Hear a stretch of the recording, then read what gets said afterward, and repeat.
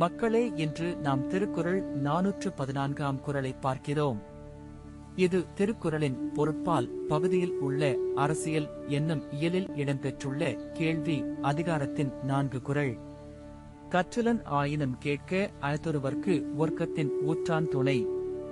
இந்த குறள் சொல்லும் பொருள் என்னவென்றால், குறைவான அறிவும் அனுபவமும் கொண்ட ஒருவர் கூட கேட்டு கேள்வி செய்யும் பொழுது திறமையான வழிகாட்டியின் உதவியோடு அதிகாரம் பெறலாம்.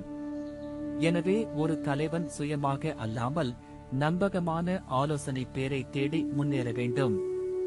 இன்று இது ஏன் முக்கியம் என்றால், நம்மைச் சுற்றியுள்ள வணிகம், அரசு, குடும்பம் போன்ற பல துறைகளிலும் சவால்கள் அதிகமாய் உள்ளன. அவற்றை தனியாக ஒழிக்க முயற்சித்தால் தோல்வி அபாயம் அதிகம். எனவே புத்திசாலி ஒருவர் நம்பகமான நபரின் அறிவை பயன்படுத்தி குறைவான அனுபவத்தை நிரப்புவார்.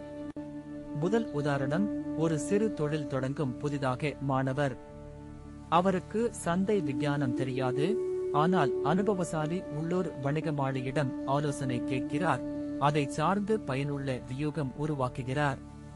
இரண்டாவது உதாரணம், ஒரு பள்ளி தலைவி புதிய கல்வி திட்டம் அறிமுகப்படுத்த விரும்புகிறார். அவர் அனைவரும் அறிந்திராத புதுமை முறைகளை நிபுணர் ஆசிரியர்களிடம் ஆலோசனை செய்து திட்டம் வெற்றிகரமாக நிறைவேற்றுகிறார். இன்றைய வாழ்க்கையில் இந்த குறளை நாம் பின்பற்றினால் அறிவற்றதை வலிமையாக மாற்றிக்கொள்ளலாம். கூட்டுறவின் மூலம் பெரிய இலக்குகளை எட்டலாம். அதன் விளைவு தனிப்பட்ட வளர்ச்சி மட்டுமல்ல, சமூக நலனுக்கும் பெரும் சாதனை.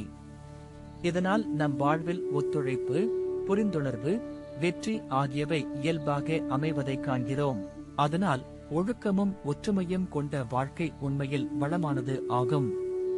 இதுதான் இந்த குறள் மிக அழகாக எடுத்துக் கூறுகிறது. கற்றலன் ஆயினும் கேட்க அயத்தொருவர்க்கு ஒர்க்கத்தின் ஊற்றான் துணை. அடுத்த அதிகாரத்தில் மீண்டும் சந்திப்போம்.